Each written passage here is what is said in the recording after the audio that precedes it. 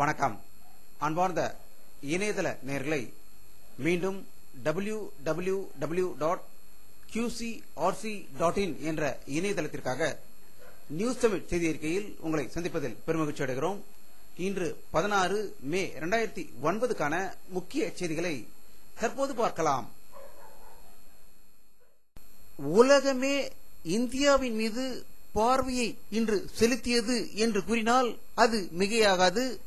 பாராளுமன்ற தேர்தலில் யார் வெற்றி அடைவார்கள், யார் பிரதமராக அமர்வார்கள் என்று உலகமே பார்த்துக் கொண்டிருந்த நிலையில் பாரத பிரதமர் திரு மன்மோகன் சிங் அவர்கள் மறுபடியும் இரண்டாவது முறையாக பாரத பிரதமராக வாய்ப்புகள் அறுதி பெரும்பான்மையுடன் உருவாகி இருக்கிறது என்றே கூறலாம்.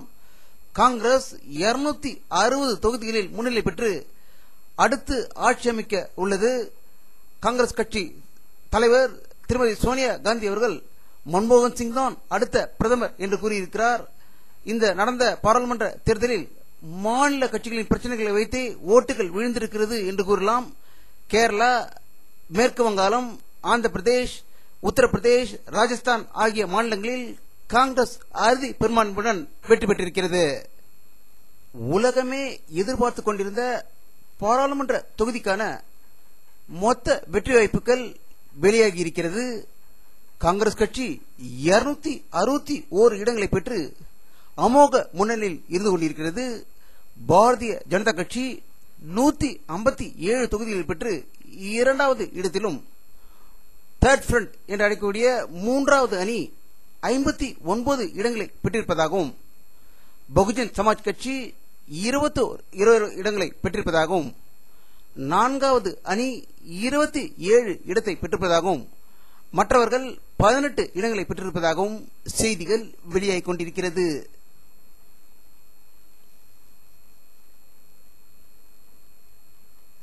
பாரதிய ஜனதா கட்சியும் பிரதம வேட்பாளருமான திரு லால் கிருஷ்ண அத்வானி தன்னுடைய பிரதமர் கனவை தகர்த்து எரிந்து விட்டது என்று இந்த தேர்தலை சொல்லலாம். பாரதிய ஜனதா கட்சி தன்னுடைய தோல்வியை ஒத்துக்கொண்டுள்ளதாகவும், அது எதிர்பார்த்த அளவு மாநிலங்களில் கிடைக்கவில்லை என்பதால் தன்னுடைய பிரதமர் கனவை தகர்த்து எரிந்து விட்டதே என்று அத்வானியின் வருத்தம் இருக்கும் என்பதே தெரிகிறது. எப்படி இருந்தாலும் லால்கிருஷ்ண அத்வானி அவர்கள் காங்கிரஸ் தலைவர் திருமதி சோனியா காந்தி அவர்களுக்கும் பாரத பிரதமர் திரு மன்மோகன் சிங் அவர்களுக்கும் தங்களுடைய வாழ்த்துக்களை தெரிவித்துக் கொண்டதாக டெல்லியில் இருந்து தகவல்கள் வெளிவந்து கொண்டிருக்கிறது.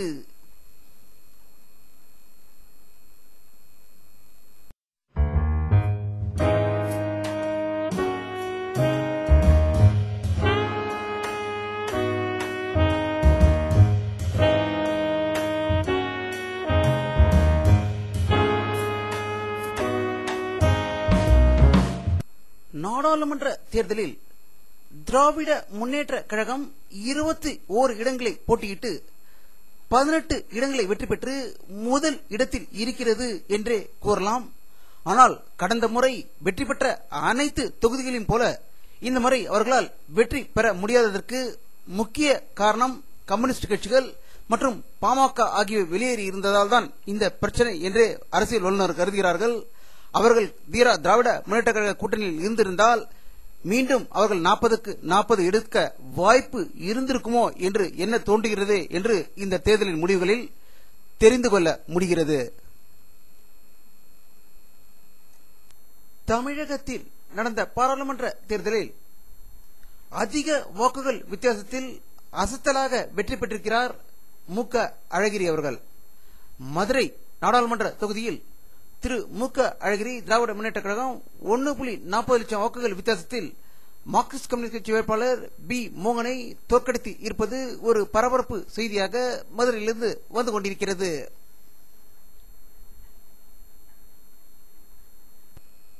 அண்ணா திராவிட முன்னேற்ற கழகம் 23 தொகுதியில் போட்டியிட்டு 9 இடங்களில் வெற்றி பெற்றிருக்கிறது.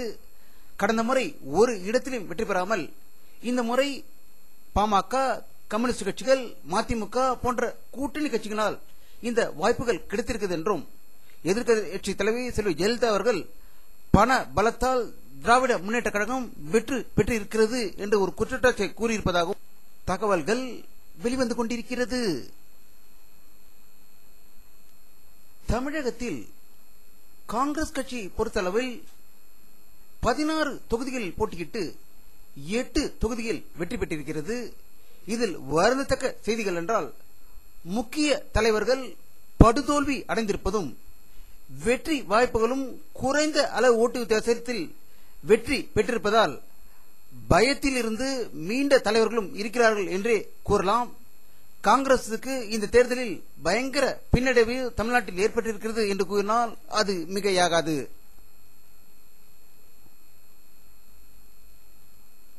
விடுதலை சிறுத்தைகளின் கட்சி தலைவர் தொல் திருமாவளவன் அவர்கள் 2 தொகுதிகளில் போட்டியிட்டு ஒரு தொகுதியில் அவருடைய தொகுதியில் வெற்றி பெற்று மாபெரும் வெற்றியாக திகழ்ந்திருக்கிறார்.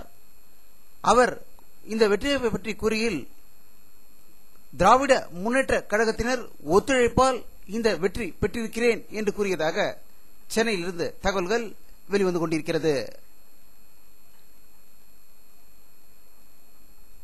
மறுமலர்ச்சி திராவிட முன்னேற்ற கழக தலைவர் திரு வைகோ அவர்கள் தோல்வி அடைந்தாலும் 4 தொகுதியில் போட்டியிட்ட மதிமுக ஒரு இடத்தில் வெற்றி பெற்றிருக்கிறது.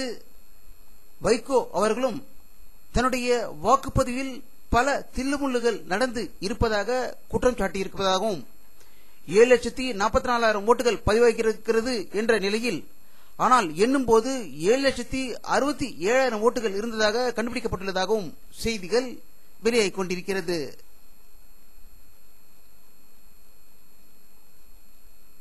இந்திய கம்யூனிஸ்ட் கட்சி, மார்க்சிஸ்ட் கம்யூனிஸ்ட் கட்சி ஆகியவை தமிழ்நாட்டில் 6 இடங்களில் போட்டியிட்டு 2 இடங்களில் வெற்றி பெற்றிருக்கிறது என்று கூறினால் அது மிகையாகாது. என்றால் கடும் போட்டியிலும் அவர்கள் வெற்றி வாய்ப்பை பெற்றிருக்கிறார்கள். ஆனால் கேரளா, மேற்கு வங்கத்தில் படுதோல்வி அடைந்துள்ளதால் அவர்களால் இந்த முறை எதிர்க்கட்சியாக அமரும் நிலைக்கு தள்ளப்பட்டிருக்கிறார்கள் என்று கூறலாம். 3 - 4 தொகுதிகளாவது வெற்றி பெறுவோம் என்று ஒரு எண்ணத்துடன் அதிமுக கூட்டணியில் 6 இடங்களில் போட்டியிட்ட பாட்டாளி மக்கள் கட்சி 6 இடங்களிலும் படுதோல்வி அடைந்திருக்கிறது என்று கூறினால் மிகையாகாது. பாண்டிச்சேரியிலும் அது தோல்வி அடைந்திருக்கிறது. அவர்கள் திராவிட முன்னேற்ற கழக கூட்டணியில் இருந்திருந்தால் கண்டிப்பாக குறைந்தது 5 இடங்களாவது கிடைத்திருக்கும் என்று அரசியல் நோக்கர்கள் கருத்து தெரிவித்திருக்கிறார்கள். காடுவெட்டி குருவால் அவர்கள் அதிமுகவுக்கு தாவிய போது இந்த தோல்வி அவர்களுக்கு ஒரு அதிர்ச்சி ஏற்படுத்தியிருக்கிறது என்று கூறலாம்.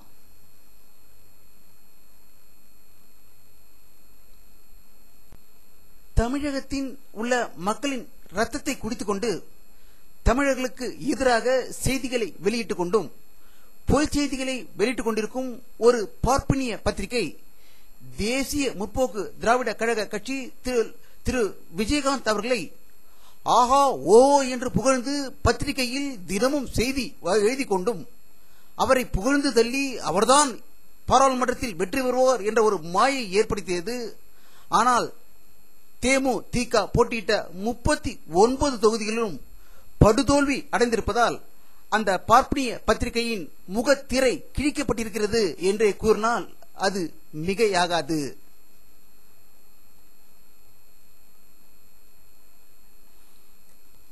தமிழகத்தில் நடந்து முடிந்த பாராளுமன்ற தேர்தலில் திராவிட முன்னேற்ற கழகம் 18 இடங்களிலும், அண்ணா திராவிட முன்னேற்ற கழகம் 9 இடங்களிலும், இந்திய தேசிய காங்கிரஸ் கட்சி 8 இடங்களிலும், விடுதலை சிறுத்தைகள் கட்சி 1 இடத்திலும், மறுமலர்ச்சி திராவிட முன்னேற்ற கழகம் 1 இடத்திலும், இந்திய கம்யூனிஸ்ட் கட்சி 1 இடத்திலும், மார்க்சிஸ்ட் கம்யூனிஸ்ட் கட்சி 1 இடத்திலும் வெற்றி பெற்றிருக்கிறது.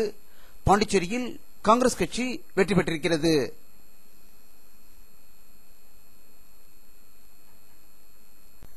வானிலை அறிக்கை 16 மே 2009 பிற்பகல் 2:30 மணியில் எடுக்கப்பட்ட சேட்டலைட் புகைப்படத்தை தற்போது பார்த்துக் கொண்டிருக்கிறீர்கள். நேற்று இருந்த மேகமூட்டங்கள் மழையாக பெய்துவிட்டதால் இப்பொழுது லேசான மேகமூட்டங்களே தென்படுகின்றன. வங்காள விரிகுடாவில் அதிக மேகமூட்டங்கள் தமிழகத்தை நோக்கி வந்து கொண்டிருப்பதை பார்க்கலாம். அடுத்த சில நாட்களில் இந்த மேகங்கள் தமிழகத்துக்கு வந்தால் மழை பெய்வதற்கான வாய்ப்புகள் இருப்பது இந்த படத்தின் மூலம் காணலாம்.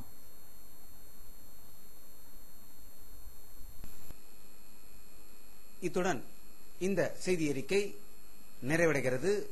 மீண்டும் நியூஸ் தமிழ் செய்தி அறிக்கையில் உங்களை சந்திக்கும் வரை உங்களிடமிருந்து விடைபெறுவது உங்கள் கே பாலாஜி. நன்றி.